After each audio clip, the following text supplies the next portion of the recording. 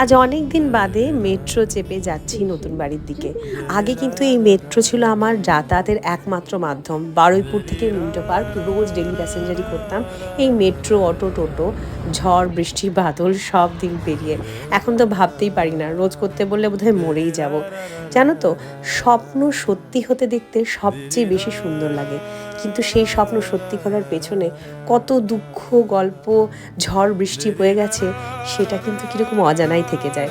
আজ তোমাদের আলাপ করাই আমার এই ছোট্ট স্বপ্নের সাথে। আমাদের বাড়ি অনেক কষ্ট করে বানাচ্ছি, জানো তো। এই দেখো, চারিদিকে ওরা ঘষে ঘাসে পরিষ্কার করে রঙের জোগাড়জাটি করছে, আর আমি ওদেরকে একটু হেল্প করে দেওয়ার জন্য রঙগুলো সব কটা নাম্বারিং করে রাখছি, যাতে গন্ডগোল না হয়। কোন ঘরে কোন রঙটা দেবে, কি করবে, সব করে রেখেছি। মাস্কিং টেপে নাম্বারিং দিয়ে দেওয়ালে সব করে আটকে রেখেছি। নিজের জন্য কাজ করলে কাজ মনেই হয় না। ওই জন্য বলে না, কুছ দাগ আচ্ছে হ্যাঁ।